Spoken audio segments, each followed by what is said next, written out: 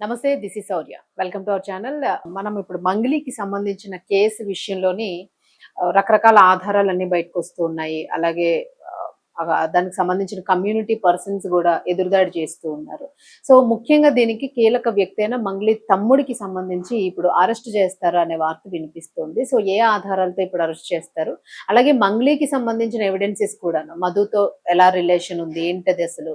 ఎందుకు అన్ని రకాల ఫోటోస్, వీడియోస్‌లో మధు ఎందుకున్నాడసలు అంత ఆ ఇంట్లోనే? వాళ్ళ మదర్ ఎందుకున్నారక్కడ?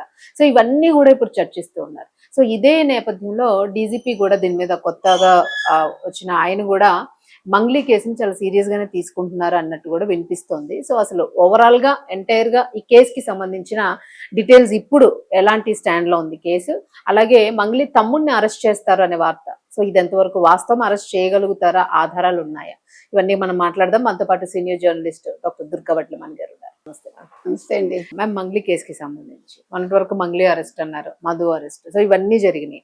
ఇప్పుడు మంగ్లీ తమ్ముడు కీలకంగా ఆయన్నే అరెస్ట్ చేస్తారు అని, సో అలాగే డీజీపీకి సంబంధించి కూడా ఈ కేసుని సీరియస్ గానే తీసుకుంటారేమో అని వార్త. మీరేమంటారు? ముందు అసలు ఇప్పుడు సివి ఆనంద్ గారు కొత్త డీజీపీగా తెలంగాణకి అభినందనలు. పదవి బాధ్యతలు చేపట్టారు, వారికి అభినందనలు. అంటే నాకు గతంలో నేను ఫస్ట్ చూసినప్పుడు సివి ఆనంద్ ఎలా ఉన్నారు, ఇప్పుడు అలాగే ఉన్నారు, నో చేంజ్ ఎట్ ఆల్. అంటే ఆయన అసలు ఎట్లా, హౌ హిస్ ఫిట్నెస్ ఏంటి అనేది నేను చాలా ప్లెజెంట్ గా వారు మాట్లాడటం జరిగింది. అన్ని అంశాల మీద వారు చర్చించారు. ముఖ్యంగా మహిళల భద్రత, తర్వాత చైల్డ్ ట్రాఫికింగ్ కావచ్చు, తర్వాత ఇప్పుడు సోషల్ మీడియాలో బూతులతో రెచ్చిపోతే వాళ్ళ మీద చర్యలు వద్దా, ముఖ్యంగా ఈ పాయింట్ మనం చాలా బాగా తీసుకోవాలి. ఎందుకంటే ఒక 5 ఏళ్ళు ఒక రాష్ట్రంలో బూతుల ప్రభుత్వమే నడిచింది కదా. అదే విధంగా ఇక్కడ కూడా మీరు కేసీఆర్ గారి గత వీడియోలన్నీ విన్నారంటే ఆయన ఎంత వల్గర్ గా మాట్లాడారో అర్థం అవుతుంది. వెటకారం అవన్నీ కూడా. సో ఇప్పుడు ఈ నల్లబాలు కేసు ఏదైతే ఉందో, నల్లబాలు వర్సెస్ ఇది, దాని మీద కూడా ఆయన చర్చించడం జరిగింది. సో వాళ్ళ మీద చర్యలు తీసుకోవద్దంటారా అని ఆయన సెటారిక్ గా అడగడం జరిగింది. తర్వాత ముఖ్యంగా ఫోన్ ట్యాపింగ్ మీద ఆయన స్పందించడం జరిగింది. ఫోన్ ట్యాపింగ్ కేసు అనేది ఒక చివరి అంకానికి వచ్చింది. అది సెకండ్ ఛార్జ్ షీట్ కూడా వేస్తారన్నట్టుగా మాట్లాడారు. సో ఆ విషయంలో కూడా అంటే అరెస్టులు జరగచ్చు అని అనిపించింది వారు చెప్పిన దాన్ని బట్టి. ఇలా మొత్తం అన్ని అంశాల మీద వారు మాట్లాడారు. ముఖ్యంగా పోలీస్ శాఖలో ఏఐని వాడతామని చెప్పారు, ఆర్టిఫిషియల్ ఇంటెలిజెన్స్ వాడతాం, డెవలప్మెంట్స్ అన్ని స్టార్ట్ అవబోతున్నాయి. ఇప్పటికే చాలా బాగుంది పోలీస్ శాఖ, ఇంకా ఎక్కడికక్కడ మోడిఫికేషన్స్ చేస్తాం అన్నట్టుగా చెప్పారు. సో ఇందులో ఈ నేపథ్యంలో ఒక జర్నలిస్ట్ అడిగారు, మరి మంగ్లీ మీద వచ్చిన ఆ కేసు గురించి. అంటే నా దగ్గర ఇంకా ఆ కేసు నా దాకా రాలేదు, ఆ వివరాలన్నీ నేను తెలుసుకున్నాక దాని మీద స్పందిస్తాను అనడం అయితే జరిగింది. సో దాని మీద కూడా వారు దృష్టి పెట్టచ్చు. ఇప్పుడైతే సిఐడికి ఇచ్చారు కేసు. సిఐడికి ఇవ్వడంలో ఇప్పుడు ముందు కదులుతుంది కదా. ఇప్పుడు accounts, Madhu account already transactions అవన్నీ తీసుకున్నారు. సో నిన్న మధు చౌహాన్ అకౌంట్ లోకి 3 సార్లు డబ్బులు పడ్డాయి. 3 సార్లు అతను వెంటనే విత్డ్రా చేశాడని తెలుస్తోంది. సో మరి ఇప్పుడు ఇంకొక మధు ఉన్నాడు, నేను కాదు అన్నాడు కాబట్టి కాదు, ఇప్పుడు మధు పాత్ర ఉందని తెలుస్తోంది. ఈ మైక్రో ఫైనాన్స్ కేసుకి సంబంధించి ఇది మంగ్లీ కేసు అంటున్నారు, మంగ్లీ కేసు కాదు అది.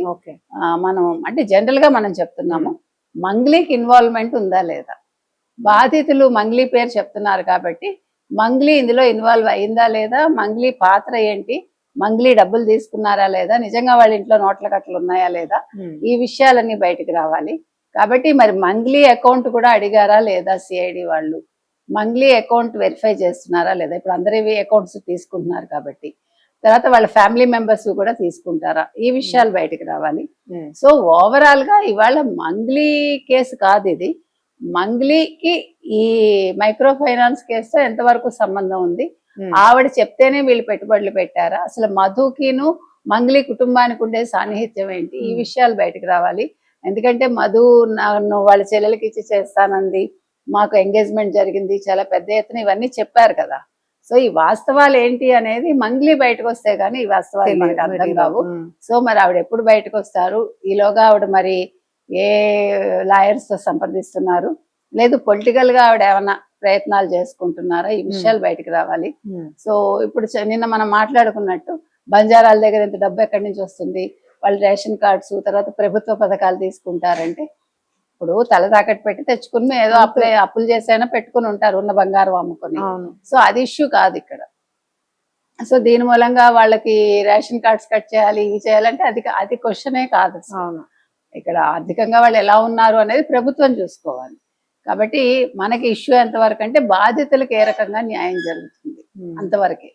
సో మరి ఏం జరుగుతుందో చూడాలి. మరి సివి ఆనంద్ గారు కొత్తగా బాధ్యతలు చేపట్టారు కాబట్టి వారు దాని మీద కూడా దృష్టి పెడతారా, లేదు ఆయన తర్వాత దాని మీద చూడొచ్చులే అని మిగతా విషయాల మీద ఫోకస్ పెడతారా అనేది వేచి చూడాలి. ఓకే మేడం, ఇక్కడ ఒక చిన్న ఎక్స్పెక్టేషన్ మనకి సివి ఆనంద్ గారి గురించి వస్తే, కేసులు చాలా పెండింగ్ లో పడిన కేసెస్ ఉన్నాయి. ఇప్పటి వరకు కొంచెం సజ్జనార్ గారు హ్యాండిల్ చేస్తున్నవి కూడా ఆయన మీద ఒక ఆరోపణలు వస్తూ ఉన్నాయి. సో ఫోటోలు పోజులు ఇవ్వడమే కానీ పని జరగడం లేదు ఎక్కడ అనే ఆరోపణ.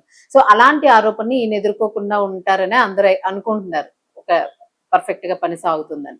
సో మనకి విజయారెడ్డి కేసు ఉంది, రైల్వే ట్రాక్ పైన 3 చనిపోయింది. సో ఇలాంటి చాలా కేసెస్ ఉన్నాయి. మరి ఇలాంటి వాటిల్లోనే ఏమైనా ఓవరాల్ గాను మీరు అన్నట్టుగా అసలు వీళ్ళందరూ కూడా ఎక్కువ పోజులు ఇవ్వకుండా ఫోటోకి పోజులు, తర్వాత అనవసరంగా ట్రోల్ అవుతారు కదా వాళ్ళు తప్పు లేకుండా. రాజకీయ నాయకులు కావచ్చు, లేదు అధికారులు కావచ్చు, అధికారులు ఎస్పెషల్లీ వాళ్ళకి ఎందుకు అవసరం లేదు కదా, ఇప్పుడు పబ్లిసిటీ వాళ్ళకి అవసరం లేదు. వాళ్ళు ఎంత లో ప్రొఫైల్ లో ఉంటే, ఎంత బాగా పనిచేస్తే అంత మంచి రెస్పెక్ట్ పెరుగుతుంది. అసలు సజ్జనార్ గారు కూడా అంతకు ముందు ఏమి నెగిటివ్ లేదు. ఒక్క మంగ్లీ విషయంలోనే ఆయన ఫోటో ఎందుకు తీసుకున్నారు అని వచ్చింది. మరి మనకు తెలియదు అది ఆయన ఎందుకు తీసుకున్నారు, లేదు ఆవిడ పెట్టుకున్నారా ఆయన పర్మిషన్ లేకుండా, ఆయన ఎందుకు స్పందించలేదు అందరూ అడిగారు.